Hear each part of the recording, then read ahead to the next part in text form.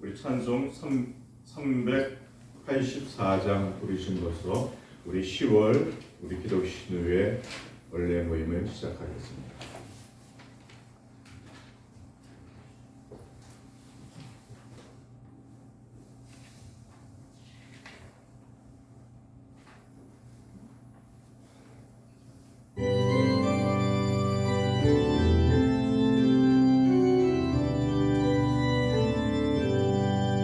나의 갈 길 가도록 예수 인도하시니 그의 상황을 겪는 긍휼 얻으시나이요. 믿음으로 사는 자는 하늘 위로 받겠네. 무슨 일을 만나든지 만사 형통하리라. 무슨 일을 만나든지 만사 형통하리라. 나의 갈 길 나가도록 예수 인도하시니 어려운 일 당할 때도 좁은 은혜 주시네. 난 심히 고단하고 명은 매우 가난하. 나의 앞에 반석에서 샘물 나게 하시네. 나의 앞에 반석에서 샘물 나게 하시네. 나의 갈 길 나가도록 예수 인도하시니 그의 사랑 어찌 큰지 말로 할 수 없도다. 성령 감화받은 영혼 하늘나라 갈 때에 영영 모를 나의 찬송 예수 인도하셨네. 영영 모를 나의 찬송 예수 인도하셨네.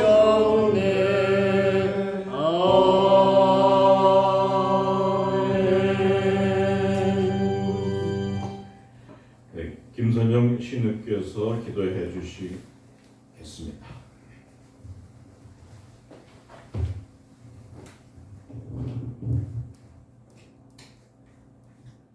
아버지 하나님, 험한 세상 속에서 살다가 연약한 영의 남은 감각으로 하나님을 섬기는 서로 이십니께 동기들이 오늘 예배 날을 기억하여 한없이 작은 사명감으로 이 자리에 모였습니다.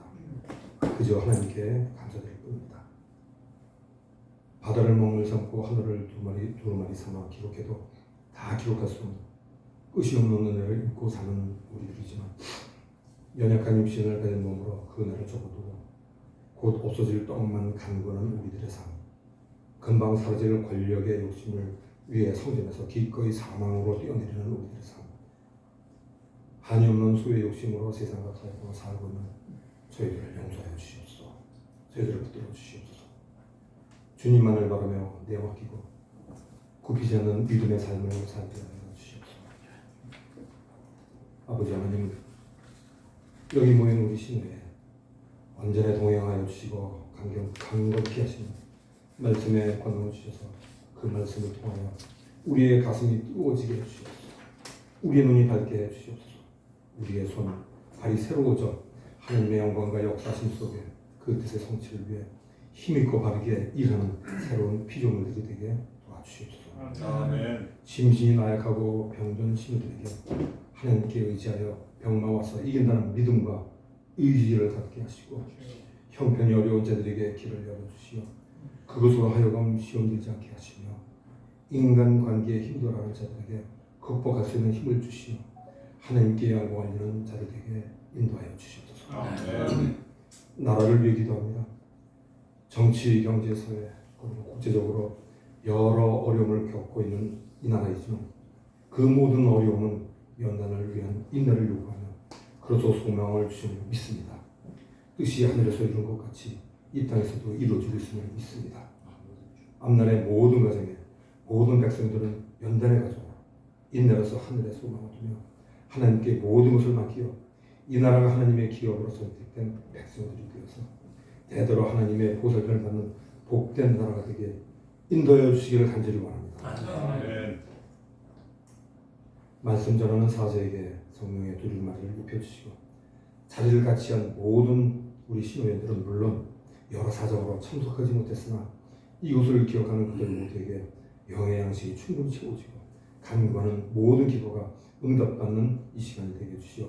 그로 하여금 세상 나아가 살아갈 때 열심을 내어 기도하는 강한 믿음으로 죄악에 빠지지 않도록 인도하여 주시옵소서.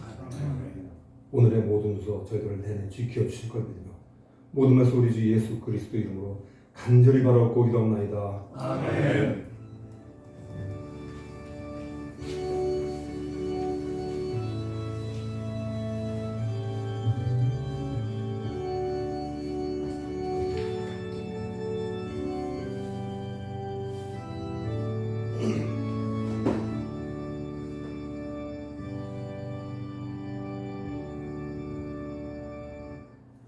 네, 오늘 하나님의 말씀은 마태복음 26장 69절에서 75절까지의 말씀입니다. 우리 성경 말씀 교독한 후에 우리 양명수 목사님께서 애통하는 자가 복이 있나니라는 제목으로 말씀을 전해주시겠습니다. 제가 먼저 읽겠습니다. 베드로가 바깥들에 앉았더니 한 여종이 나와 이르되 너도 갈릴리 사람 예수와 함께 있었도다 하거늘 베드로가 모든 사람 앞에서 부인하여 이르되 나는 네가 무슨 말을 하는지 알지 못하겠노라 하며 앞문까지 나아가니 다른 여종이 그를 보고 거기 있는 사람들에게 말하되 이 사람은 나사렛 예수와 함께 있었도다 하매 베드로가 맹세하고 또 부인하여 이르되 나는 그 사람을 알지 못하노라 하더라. 조금 후에 곁에 섰던 사람들이 나와 베드로에게 이르되 너도 진실로 그 도당이라 네 말소리가 너를 표명한다 하거늘 그가 저주하며 맹세하여 이르되 나는 그 사람을 알지 못하노라 하니 곧 달기 울더라. 함께 읽겠습니다. 이에 베드로가 예수의 말씀에 답을 기 전에 네가 세 번 나를 부인하리라 하심이 생각나서 밖에 나가서 심히 통곡하니라. 아멘.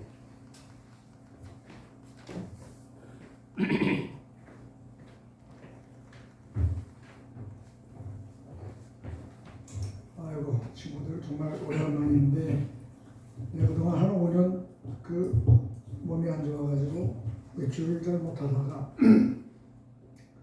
그래도 이렇게 걸을만 해서 오늘 이렇게 나왔습니다. 아직 그 몸이 회복이 되질 않아가지고 먼저 회복되기를 기다리고 있는데 그래도 이만한 게 얼마나 다행인지 감사하면서 지내고 있습니다.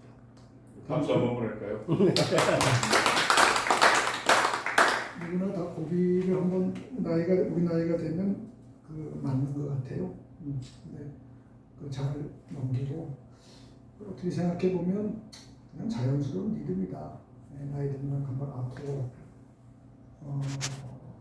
이제 그러면서 포기할 건 포기하고 또 이렇게 비울 건 비우고 뭐 이렇게 자꾸 안 비워지니까 몸이 약해져가지고 비우게 만드는 그런 과정도 있는 것 같아요. 그래서 이런 모든 것도 받아들이면서 그동안 좀 이렇게 이런 생각 저런 생각도 많이 하면서 오랜 동안 집에서 있으면 생각했습니다. 오늘 뭐 설교하기보다도 친구들 앞에서 내가 받은 은혜를 좀 같이 짧은 시간에 나누면 좋겠다. 그러고 왔어요. 오늘 읽은 베드로 유명한 얘기인데 베드로 얘기. 성서가 보는 인간관, 인간이란 어떤 존재인가. 그거를 이제 학자에 따라서는 성서에서 가장 아름다운 부분이 이 부분이라고 하는 분도 있어요. 한 군데 더 읽겠습니다. 하나님은 어떤 존재인가에 대해서. 출애굽기 3장 14절에 이제 13절 14절을 읽어보겠습니다. 모세가 하나님께 아뢰되 내가 이스라엘 자손에게 가서 이르기를 너희의 조상의 하나님이 나를 너희에게 보내셨다 하면 그들이 내게 묻기를 그 이름이 무엇이냐 하리니 내가 무엇이라고 그들에게 말하리까. 하나님이 모세에게 이르시되 나는 스스로 있는 자이니라. 또 이르시되 너는 이스라엘 자손에게 이같이 이르기를 스스로 있는 자가 나를 너희에게 보내셨다 하라. 이제 지금 읽은 출애굽기 3장의 말씀은 하나님의 아이덴티티에 대해서, 하나님이 어떤 존재냐. 모세가 이제 40년 광야 생활을 하고 그 40년 동안 뭐 사람 만난 것도 없고 그렇게 지낸 거죠. 그렇게 지내다가 이제 나이 80이 돼가지고 이제 하나님을 만나는 그런 얘기죠. 어떻게 보면 이제 하나님 경험이라고 해야 되나? 이제 이런 그런 걸 하게 되는 건데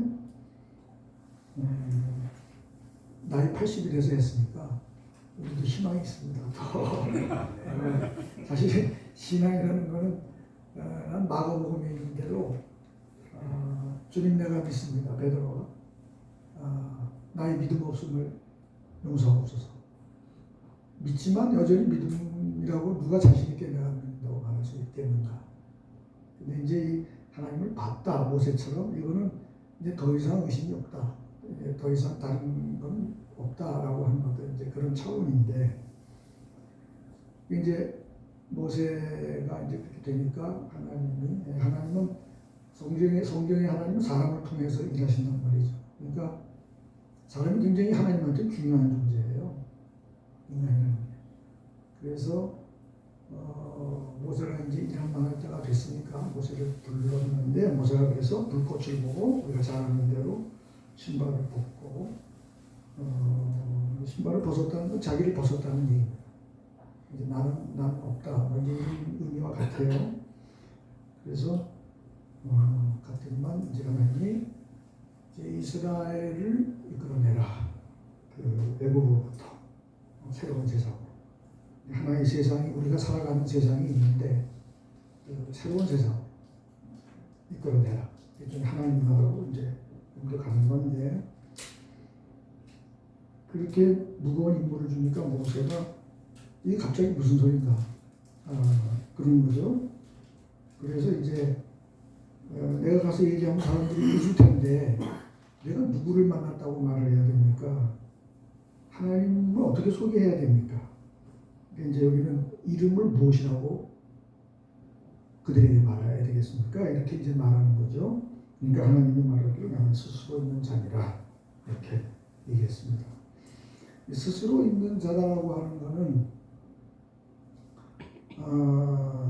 이게 이제 우리 구약 성경은 70인 번역이라고 해요. 이게 뭐냐면 히브리어 성경이 아니라 히브리인들이 원래 가졌던 두루마기에 써있던 그 성경이 아니고 70인역이라고 하는 건 BC 2세기에 이제 그 알렉산더 대왕이 이집트 쪽을 팔레스타인 다 정복하고 나서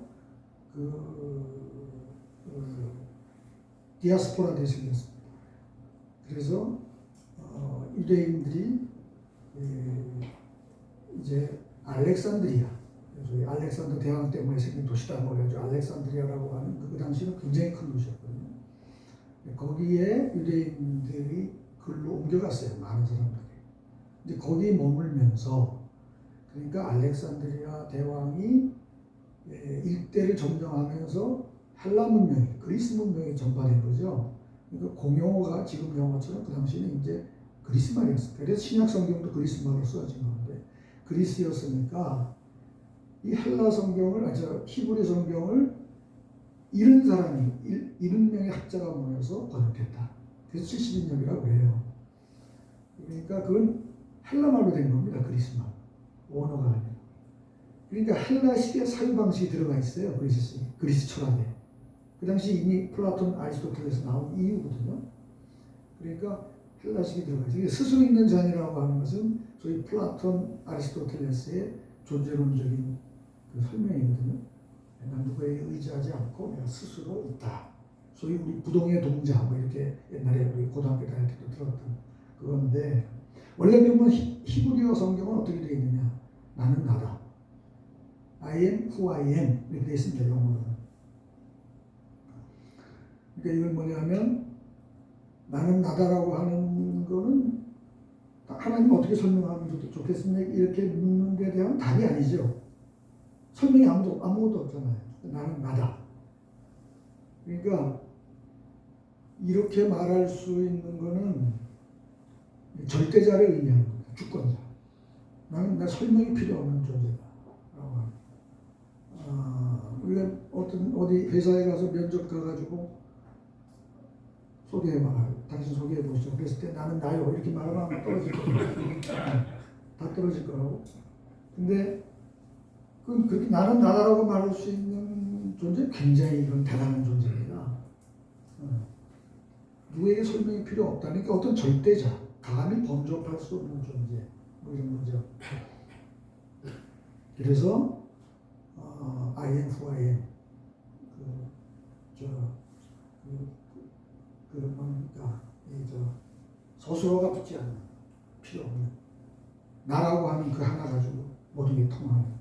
근데 이게 그러면서 동시에 절대자 하나님이 이제 그 가장 가까운 존재라고 하는 뜻이기도 합니다.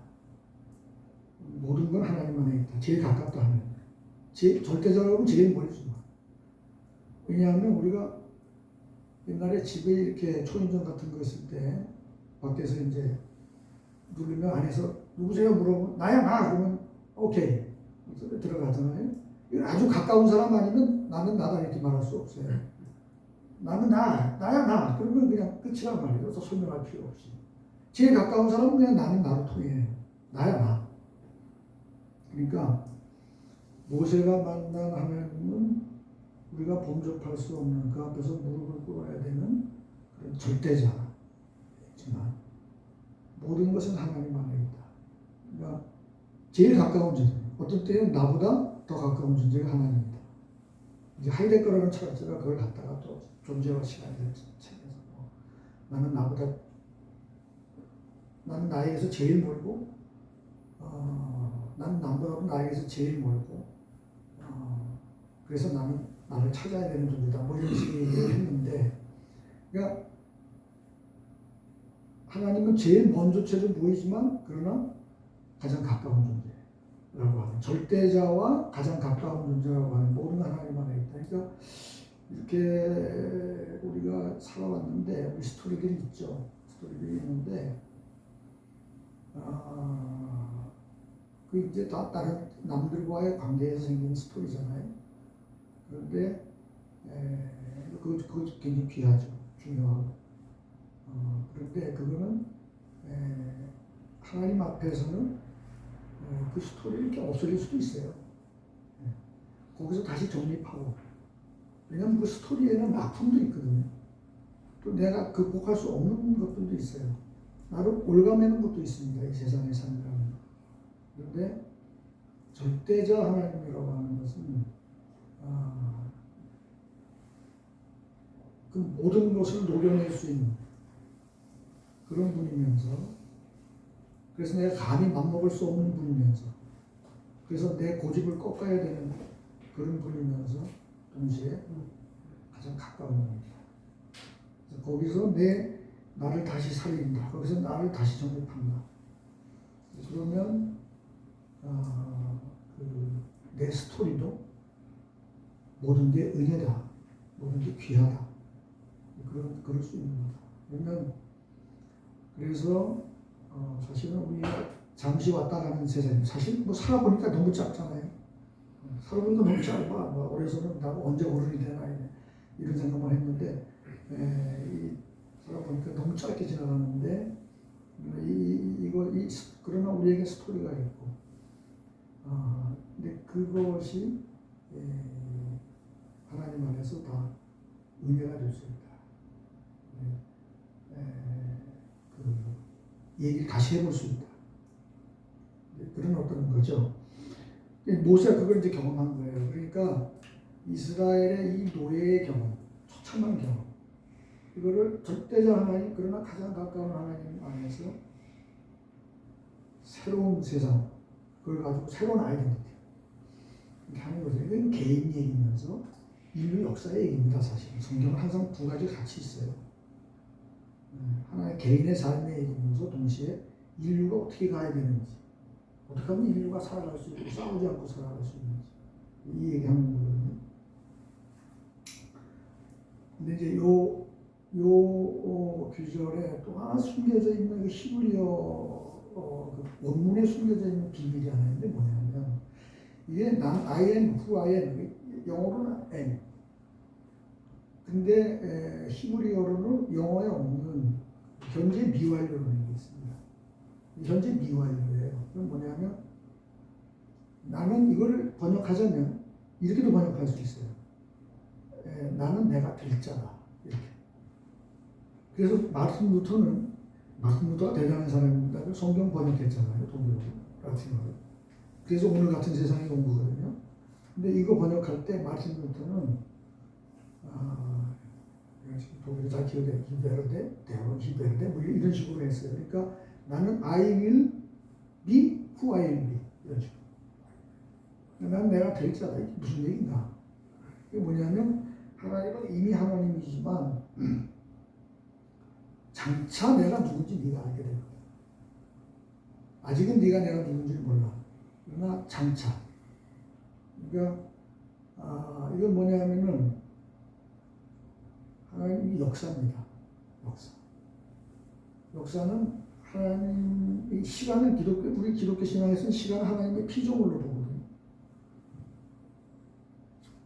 하나님의 피조물이라는 얘기는 뭐냐면 그 시간 안에서 모든 게 왔다 가잖아요. 우리도 다 시간 안에서 태어나서 왔다 가지만 하나님의 피조물이라는 얘기는 시간은 하나님의 뜻이 펼쳐진 자리라는 겁니다. 그러니까 시간은 흘러가는 흘러가서 과거를 자꾸 만들어 가지고 모든 게 과거가 되고 사라져 버리고 하는 그런 허망한 게 아니라 시간은 흘러와서 하나님의 뜻이 실현될 자리라고 하는 그 독특한 시간관이 있습니다.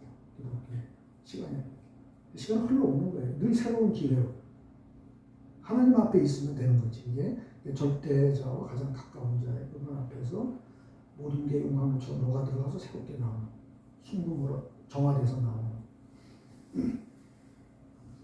그래서 그런 어떤 그러니까 이게 인간은 그렇기 때문에 역사라고 하는 게 이게 시간이 하나님의 뜻이 실현될 자리인데 여기에 인간이라는 존재가 중요해요. 하나님에게. 왜냐하면 하나님 인간을 통해서 일하시는 분이기 때문에 인간은 하나님의 파트너입니다.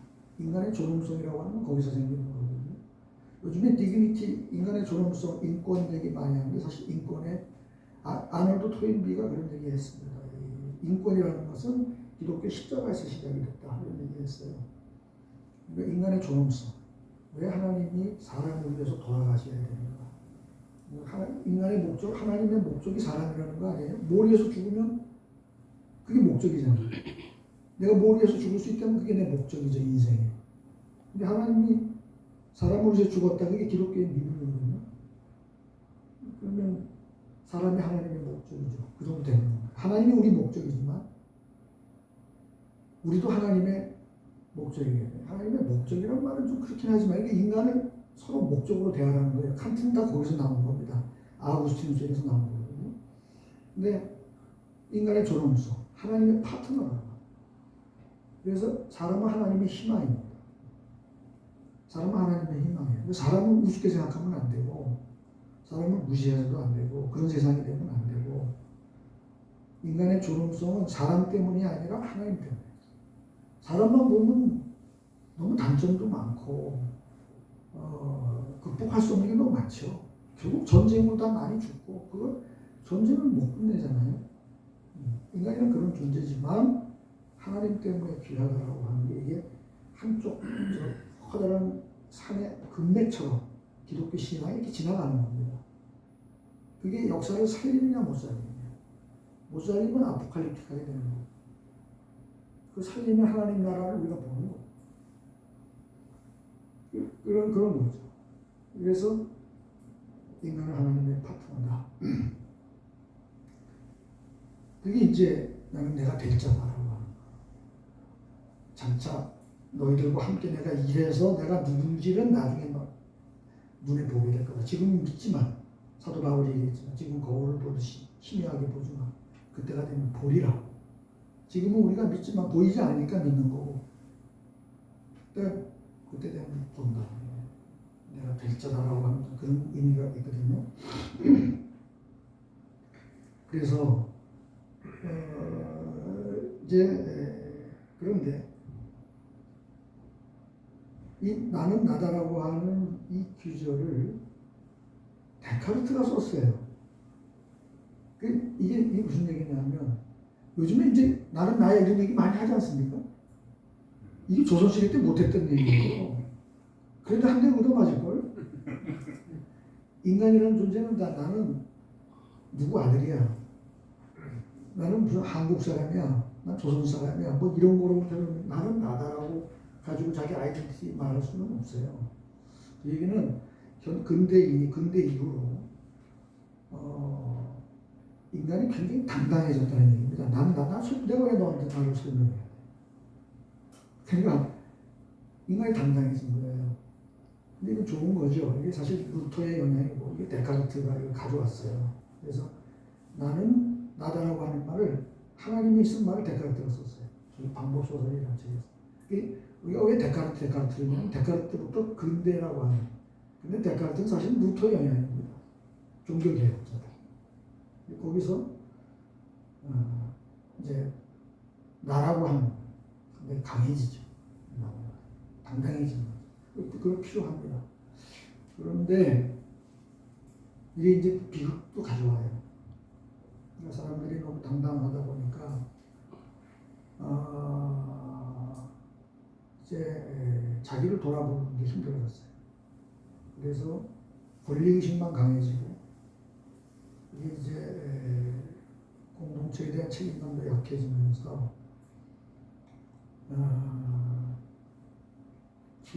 종교적 겸허함 이런 거 이제 잃어버렸죠. 근대라는 게 사람이 당당해지면서 좋아졌는데 종교적 겸허 사실은 기독교의 죄의식이라는 건 지금 거의 없습니다. 법적으로 죄가 되냐 안 되느냐 뭐 부독적으로 죄냐 아니냐 이것만 얘기하지 기독교적 죄의식은 없어요. 기독교적 죄의식은 어디까지 가냐면 도스토옙스키가 말한 대로 이 세상에 고통이 있는 사람들이 저렇게 전쟁에서 사람이 죽어가고 있는 한 나는 죄인이다. 난 거기에 대해서 책임이 있다. 동시대의 고통에 대해서 책임의식을 느끼는 것까지 갑니다. 기독교의 죄의식이라고. 그런 건데 그런 건 이제 없어졌습니다. 지금 너무 자기 권리만 찾다 보니까. 그래서 사실은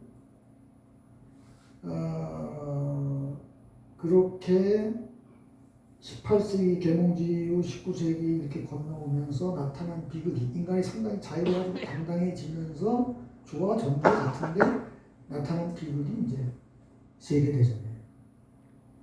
어마어마한 사람들이 죽었죠. 인간이 교만해지면 반드시 전쟁이 일어납니다. 그러니까 이게 사이클입니다. 그러니까 이 당당하면 좋은 건데 이게 사실 기독교적인 유산이에요. 마틴 루터가 상당히 공헌을 했거든요. 칸트도 사실 마틴 루터의 연장에서 나온 사람입니다.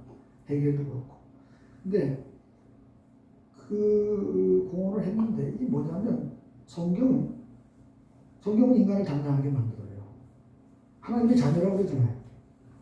인간의 존엄성 얘기하잖아요. 그리고 왕도 성경은 왕이나 이 권력자는 거 원래 성경은 별로 인정 안 하려고 하는 거거든요. 그러면 국가 만들 때 하나님이 반대한 거 아시죠? 왕을 세우려고 할 때. 사무엘 당시에 하나님 섭섭해하잖아요. 왕을 세울 때. 그런데 권력 같은 거 인정 안 해요. 왜냐하면 너희들 하나하나가 귀한데 왜 너희 위에 누가 있어야 되느냐라고 하는 생각이 강합니다. 그런데 인간의 존엄성이라고 하는 것 그렇게 당당하게 만드는데 성경은 근데 하나님 앞에서는 늘 죄인이라고 하는 생각이 늘 있어야 되거든요. 그러니까 하나님 앞에서는 나는 부족한 죄인입니다. 당신의 부족한 종입니다. 이게 있으면서 세상을 향해서는 나는 나다. 하는 이 양면성이 있어야 되는데 이게 근대 사회에서는 나는 당당해지는 것만 됐고 하나님 앞에서의 죄의식, 나는 당신 앞에서 부족한 죄인입니다 라고 하는 게 없습니다. 이게 없어진 거죠. 그러니까 지금 이제 세상이 또 엄청나게 싸우는 세상이 되고 있는 것 같습니다. 제가 베드로 이제 본문 얘기인데 이게 이제 2018년에 안식년으로 독일에 잠깐 가 있었는데 또 이제 봄이라 사순절 부활절 전주일 고난주일날 그 베를린에 아마 여러분들 가보셨을 텐데 베를린 돔이라고 있어요. 베를린 돔. 그러니까 옛날 동독 지역인데 박물관이 많이 모여 있는 지역입니다. 베를린 돔이 이제 눈에 띄는 교회 건물, 아주 오래된 건물이 원래 카톨릭인데 루터 종교개혁 때 이제 종교개혁 루터 교회로 돌아선 교회죠. 거기 들어가면 뭐 장엄합니다. 뭐 루터 동상을 막 세워놨어요. 루터는 그만큼 이제 독일 사람들에게 중요한 존재인데. 이제 거기서 마태 순환곡이 이제 연주가 된다고 그래서 제가 이제 가서 들었습니다. 그날 받은 은혜를 좀 얘기를 하고 마치겠는데, 마태 순환곡 한 2시간, 바하라고 하는 바하는 그 루터보다 200년 후 사람인데 루터의 신학을 음악으로 만든 사람으로 평가됩니다. 루터의 사상, 독실한 기독교 신앙인데 바하가 루터의 신학을 이제 만드는 사람이에요. 음악으로 만든 사람이죠. 이 마태 순환곡은 종교 음악 중에 최고라고 이렇게 치는 것 같습니다. 뭐 미술로 치자면 미켈란젤로의 피에타상 치는 것 같고 치는데 예전 이제 한국에서 몇 번 들었죠. 사순절 되면 꼭 듣고 또 교회에서 또 뭐 이렇게 연주도 하고 목회할 때도 하고 그랬으니까 굉장히 좋아하는데 너무 길어요 사실은 다 2시간 넘습니다. 2시간 넘고 지루하고 또 무슨 말인지 뭐 자기 독일어로 하니까 내가 거기서 못 듣고 이러는데 그래도 많이 듣던 음악이고 또 나는 그 분위기에 압도가 됐는데 숨 쉬는 소리도 들리잖아요. 중간에 한번 쉬는데 그 쉬는 시간에도 떠드는 소리가 없어요. 아주 조용하게 들어요. 여기 마태 순환곡 중에서도 47번 알토 아리아라고 그러는데 주여 나를 불쌍히 여기소서. 근데 이제 베드로 얘기해요. 그걸 음악으로 만든 거죠.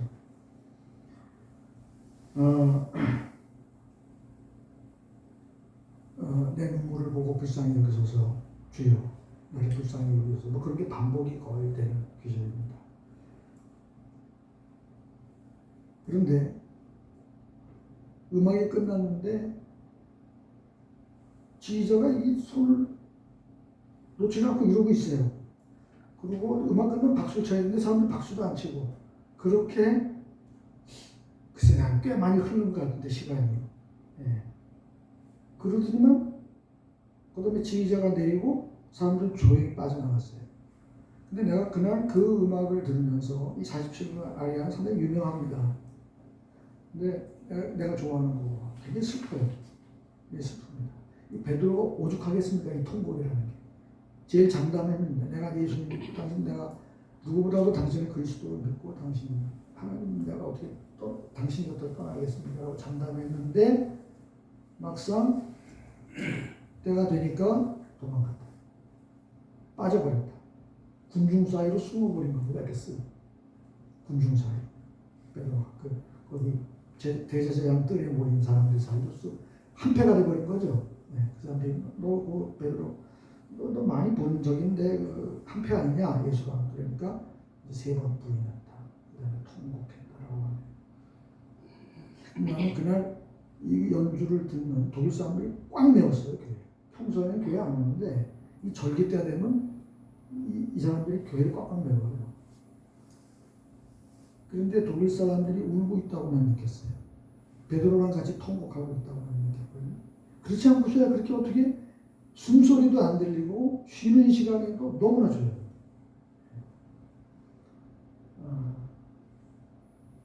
베드로의 통곡은 뭐냐? 내가 어쩌다가 이런 일을 저질렀나? 내가 어쩌다가 이렇게 됐나? 그런 회한 아니겠습니까? 이게 슬픔입니다, 슬픔. 근데 예수님이 얘기했듯이 애통하는 자가 복이 있다. 그 말의 의미를 알 수 있을 것 같아요. 인간은 그리스도의 십자가를 막을 수는 없는 것 같아요. 왜냐하면 여전히 우리는 이 세상의 구조적인 범죄에 어울려 있습니다. 살려면 어쩔 수가 없어요. 다 그렇게 살아가고 있고. 거기서 전쟁은 필연적으로 나오고 또 인간에 대한 인간의 억압, 무시, 그래서 병들어 죽는 사람입니다. 이런 모든 것들에 얽혀 있습니다. 우리 연루되어 있어요. 세상의 죄. 기독교의 죄는 세상의 죄를 말하는 거거든요. 세상이 다 함께 지고 있는 죄. 그러니까 다 함께 지는 죄이기 때문에 죄인지 인식을 못해요. 다 함께 같이 지니까. 나쁜 줄 몰라요. 거기에 같이 있다. 그러니까 인간이라는 존재가 자기도 모르게 베드로처럼 그러고 있는 거죠. 근데 그래도 베드로는 슬퍼할 줄 알았다. 인간은 그리스도의 십자가를 막지 못합니다. 그러나 슬퍼할 수는 있어요. 근데 슬퍼하는 자가 복이 있습니다. 왜냐하면 그 슬픔이라는 것은 거룩한 슬픔이에요. 그 슬퍼할 줄 알면 내가 왜 이랬나라고 하는 걸 아는 사람이고, 그러면 그거는 최악을 막습니다. 최악을 막을 수 있어요. 그런 사람은. 상황이 최악이 되는 걸 막을 수 있습니다. 그러니까 독일 사람들이 그 돔 앞에 광장이 있어요. 굉장히 큰 광장. 그 광장이 그 돔에 들어가려면 그 광장을 통해서 들어가거든요. 근데 그 광장이 무슨 광장이냐면 히틀러가 사열했던 거죠. 히틀러가 막 대군을 모아놓고서 사열하고 군중들이 열광했던 곳이에요. 이 독일 사람들에게는 2차 대전이 트라우마로 남아있어요. 우리가 어쩌다 저랬나? 어쩌다 우리가 그런 일을 저질렀나? 칸트, 헤겔을 내고 베토벤, 슈베르트 같은 위대한 문화 민족이 어느 날 갑자기 증오의 불길에 휩싸여가지고 희생양을 만들어서 유대인들 600만 명을 죽였거든요. 인류 역사에서 있을 수 없는 일입니다. 인간이라면 있을 수 없는 일이에요. 엘리 위젤이라고 하는 노벨 문학상 수상자가 그런 얘기 했습니다. 유대인인데 그 사람 이제 그 수용소에서 살아남은 사람이죠. 어떻게 그렇게 많은 사람들을 어떻게 그렇게 냉소적으로 조직적으로 죽일 수 있습니까? 히틀러가 앞장섰고 지식인들이 또 동조했고 도왔고 교회는 침묵했습니다. 그런 가운데 어마어마한 일을 저질렀어요. 독일인들은 그걸 슬퍼할 줄 안다고 난 생각했어요. 그날 왜 이 사람들이 사순절날 이 교회를 꽉 채우나? 왜 마태순환곡을 이렇게 좋아하나? 베드로의 통곡.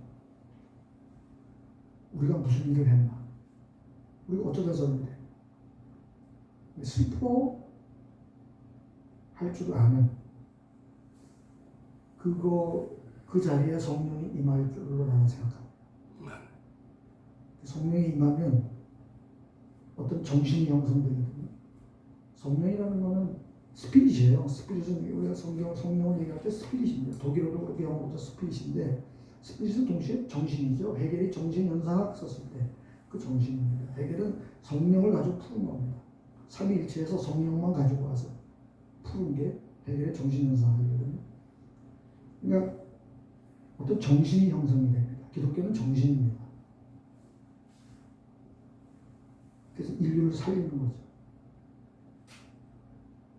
슬퍼할 줄 아는 거, 이거는 아무것도 아닌 것 같아도 최악을 막을 수 있는 것이다. 우리가 무슨 일을 저질렀나라고 하는 것을 돌아볼 줄 아는 것.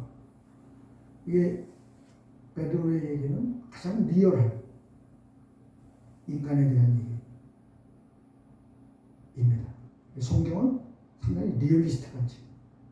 인간이 어떤 존재, 성경은 이래라 저래라 가르치지 않아요. 다만 우리가 어떻게 살아가고 있는지를 보여주는 리얼리스트한 책입니다. 리더들이 사실은 어떤 시대적인 위기, 지금 세상이 좀 수상합니다. 우리나라도 수상해요. 젊은이들에게는 또 희망이 없는 것 같고 상당히 위기인 것 같습니다.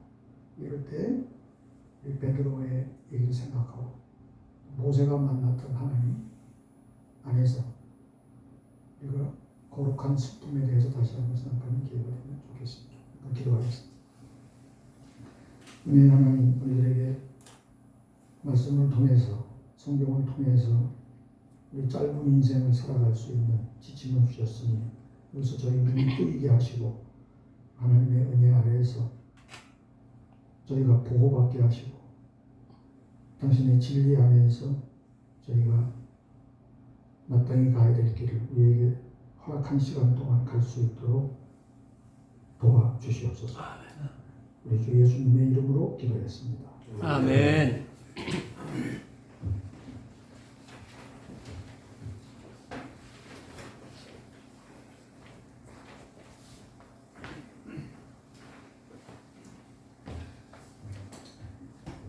우리 찬송 1장 부르시면서 봉헌하겠습니다.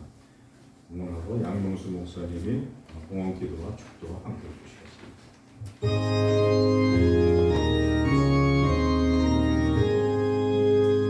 만복의 의로하나님 온 백성 찬송 드리고 저 천사여 찬송하세 찬송 성부 성자 성령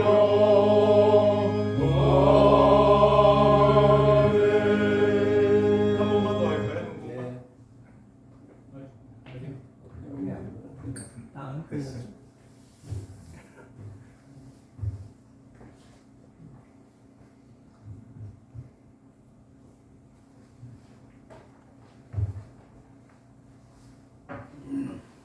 기도하겠습니다.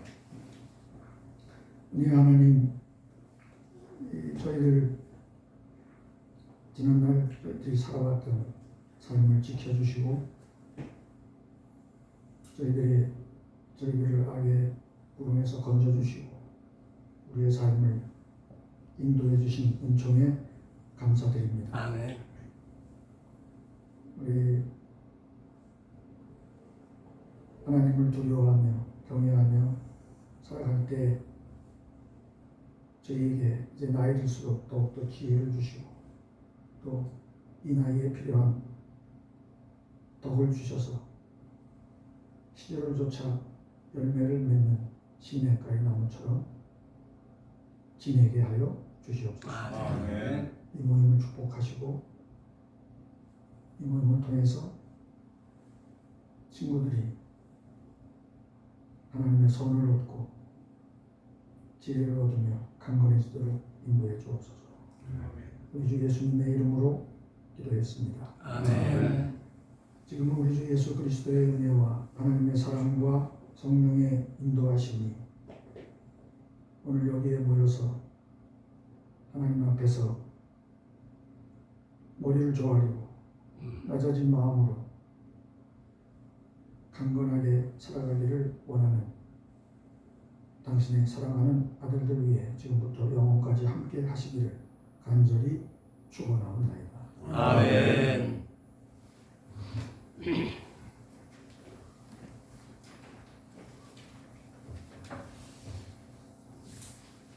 네, 오늘 우리 양명수 목사님, 최명진 목사님, 신기현 목사님 세 분이 목사님 참 좋습니다.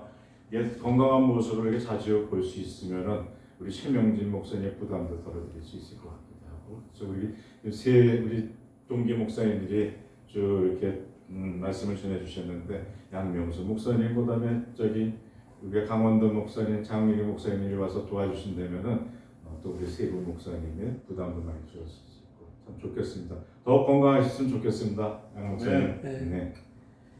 네, 광고 말씀드리겠습니다. 알리는 말씀에 돼 있죠. 오늘 양명수 목사님 말씀 전해주시면 감사드리고요. 2부 특강은 광고가 끝나고 기념 촬영이 끝난 후에 제가 산티아고 순례길에 대해서 한 30분에서 한 40분 정도 시간으로 소개를 드리겠습니다. 국내 성지 순례에 대해서 우리 백운기 잠깐 이거 끝나고 할까요? 네, 끝나고 오늘 점심은 우리 김선영 신우가 대접하겠답니다. 네. 점심 식사 후에는 우리 SCC 서울 기독교 총연의 그 역할과 앞날에 대한 우리 자유 토론이 있습니다. 그거에 앞서서 우리 최민경 목사께서 그 역할에 대해서 한 5분간 설명을 해주실 거고요. 그리고 새 친구 우리 신관원 동기가 오늘 참석하기로 했는데 여기 감기 때문에 오지 못했습니다. 암 치료로 굉장히 씩씩하게 좀 회복하고 있는데 이 신우에 오기를 굉장히 아주 즐거이 기대하고 있었는데 그렇게 감기 때문에 오지 못하게 됐습니다. 우리 같이 기도를 부탁드리고요. 우리 신우회 회원들 중에 많은 그 한우들이 지금 건강으로 지금 고통을 받고 있기도 합니다. 신관영 신우 그러고 유진이 지금 폐렴으로 거의 이제 그 요양병원에서 치료를 받고 있지만은 아마도 회복의 어떤 그런 그 기미는 없다고 의사가 판단을 하는 것 같아요. 그래서 남은 그 시간 동안 가족들과의 많은 시간을 보낼 수 있고 또 부인과 그 딸의 그 구원을 위해서 지금 유진이가 평생 동안 바라던 바였는데 그것이 소망이 이루어지기를 우리 함께 기도해 주시기를 바랍니다. 세연이는 위암 수술로 지금 항암 치료를 잘 받고 있는데 아마 새 봄이 오면은 우리 함께 신우회 모임에 참석할 수 있다고 그렇게 얘기를 했습니다. 이영수 씨는 시력이 저하돼가지고 낮 생활은 괜찮은데 밤 생활이 굉장히 좀 불편하는데요. 그래서 뭐 운전은 이제 거의 못할 부분이고 시야가 점점 좁아지는지 그래서 일상생활에 불편을 갖고 있다고 하고 영철이 부인께서도 일상의 어떤 건강이 이제 불편해서 회복을 이제 기도 부탁드리고요. 김용석 부인도 암 수술 후에 지금 방사선 치료를 하고 있겠다. 우리 나이가 이제 그렇게 된 모양이에요. 하나도 어딘가가 조금씩 부족해지는 그런 그 때에 이른 것 같습니다. 그리고 여철이는 오늘 그 최종 그 이식 스케줄을 확정 짓는데요. 혈액암의 이제 그 결과에 따라서 아마 증여자가 나타났는지 그래서 최종 이식 스케줄 오늘 의사하고 결정을 한다고 하니까요. 좋은 결정이 아마 나올 것 같은 그런 느낌이 듭니다. 그 대윤이는 지금 당뇨 그리고 관절이 이것저것이 쑤시고 아파가지고 요양소로다가 지금 뭐 들어가서 며칠 아마 휴양을 하다가 나온다고 하니까요. 우리 이런 친구들을 위해서 기도를 부탁드리고요.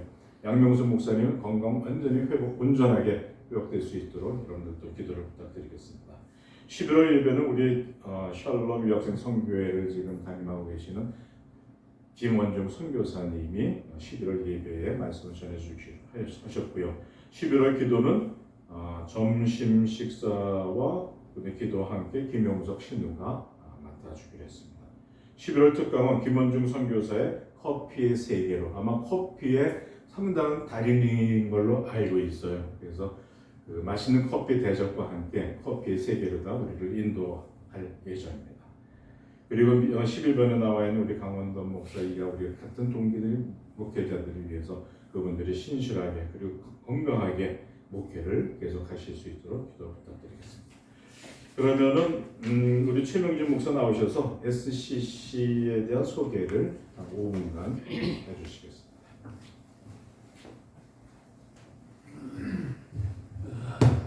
안녕하세요.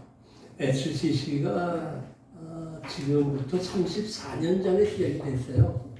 34년 전에 12회 선배들이 자기네들끼리 이렇게 우리처럼 따로 모이는 그 모임을 10년 하면서 10주년 감사 예배를 드리면서 신문에다가 광고를 냈어요. 서울고등학교 기독인들은 다 좀 모여라. 그래갖고 모인 곳이 어디였냐면 스위스 저기 어디지? 스위스에 있는 저기 홍지동에 있는 거 거기 그 호텔에서 모였는데 가보니까 제가 아는 목사님이 거기 계시는 거예요. 같은 노예 목사님이.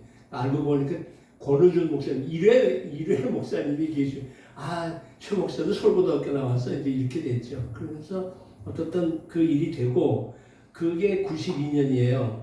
그래서 이제 92년 후에 93년에 제가 우리 26회도 모여야 되겠네. 그리고 이제 26회가 모여진 게 93년이고 여러분 주보에 보게 되면 93년이 된 거예요. 그 다음 해에 이제 우리 모였는데 그때 처음 모였을 때에 그 시전이가 막 외국에서 막 들어왔을 때고, 근데 우리 한준 장로 있었고 강원도 목사님이 계셨어요. 그래서 그걸 처음 그렇게 몇 사람이 모여서 그다음에 시작이 됐고, 이게 조금 활성화됐던 거는 먼저가 김진열이 때문에 이제 우리가 활성화가 좀 됐고, 그래서 이제 이게 더 강력하게 다져지게 된 거는 그때 이제 김진열 집사 때는 그냥 돌아다니면서 신방하느라고 제가 교회 일을 못 봤어요. 그냥 꼭 한번 어디 가야 됩니다. 꼭 한번 어디 가야 됩니다. 하고 집 앞에 찾아와서 맨날 돌아다녔어요. 그러다가 이게 정착이 되게 된 거는 우리 배홍기 장로님이 그때 이제 회장을 한번, 배홍기 장로님이 3번 했나? 회장을. 근데 그때 회장하면서 체계가 잘 잡혔어요. 그리고 이제 좋은 분들, 또 잘 몰랐던 분들이 많이 모여들어서 우리 모임이 아주 잘 돼 왔다. 이렇게 봤는데, 지금 SCC 얘기를 좀 하려고 그러는데, 그렇게 해서 이제 모여가지고 SCC에는 주로 누가 했느냐면 장로님들이 회장을 합니다. 이 평신도가 회장을 하고, 거기에 목양회라고 해서 서울고등학교 출신 목사님들이 계셨어요. 그런데 이제 제가 그것도 관리를 했는데, 그 당시에 28회, 이거 28회까지의 목사님들만 관리를 했는데, 제가 그때 관리했던 사람의 숫자가 237명이에요. 그러니까 서울고등학교가 미션 학교가 아닌데 목사님들이 굉장히 많으시고, 근데 크게 담임하는 큰 교회 담임 목사님은 별로 안 계셨고, 중간급 교회 목사님 담임하신 분들이 몇 분 계셨고, 나머지 분들은 거의가 다 해외에 나가서 혹은 국내에서 교수로 활동을 주로 많이 하셔서 학문적인 활동을 많이 하셨구나, 이제 이렇게 생각을 합니다. 그리고 어떻든 목양회와 SCC가 같이 이렇게 공존해 오다가 SCC가 해를 거듭할수록 좀 약화가 되니까 다시 이거를 좀 살리기 위해서는 목양회가 좀 나서줘야 된다. 그래가지고 13회로 다시 올라갔어요. 20회까지 19회까지 내려왔다가 다시 13회로 올라가서 그 다음에 목사들이 중심이 돼가지고 이 SCC를 이렇게 지금까지 왔는데, 19회까지도 괜찮았는데 20회가 좀 이제 아주 열의가 있는 분들인데, 그분들이 이제 맡아서 거기까지는 잘 했는데 21회가 별로 이 모임이 좀 없어요. 그런데다가 좀 약화됐고, 그래서 21회가 한 분 목사님을 좀 세워서 좀 하시라고 억지로 해서 이제 했는데, 22회는 SCC하고 등 돌렸어요. 당신네들끼리는 잘 모입니다. 22회가 잘 모이는데, SCC가 점점 요즘 우리 말로 얘기하면 극우적인 행동을 많이 한다. SCC가. 그래서 우리 거기 안 간다. 근데 22회가 소위 말하고 있는 그런 이제 그런 형태의 분들이 굉장히 많아요. 22회가. 그래서 22회는 아예 결별을 하고, 지금도 22회는 계속 사회적으로도 공격을 하는 그런 활동을 22회가 합니다. 23회가 맡아야 되는데 23회는 이 모임조차도 모이질 않고 그저 간헐적으로 몇몇 사람들끼리 모여요. 24회가 해줘야 되는데 24회에서는 할 만한 목사님들이 2분이 계셨는데 2분 다 도저히 못하겠다. 그 중에 대표적인 분이 누구냐면 창천감리교회 가신 목사님이신데, 그 창천감리교회는 누가 있느냐면 김대중 대통령의 부인 되는 이희호 여사가 거기에 장로예요. 그러다 보니까 외부 활동이 너무 어려워진 거예요. 이 24회의 손신철 목사가. 그래서 그 누구야? 죄송합니다. 이름 갑자기 생각이 안 나요. 그리고 이제 25회가 맡아야 되는데 25회는 정말 잘 모였어요. 그리고 25회가 우리 SCG 가운데에는 목사가 제일 많습니다. 제가 알고 있기는 27명인가 28명인가 돼요. 제일 많습니다. 근데 하여간 그 25회가 잘 맡아서 해주면 좋은데 그렇게 열심히 잘 모이다 보니까 25회가 셋으로 나눠가지고 따로따로 모여서 그냥 이렇게 뭐 분반하듯이 함께 모이진 않고 그렇게 따로따로 공동체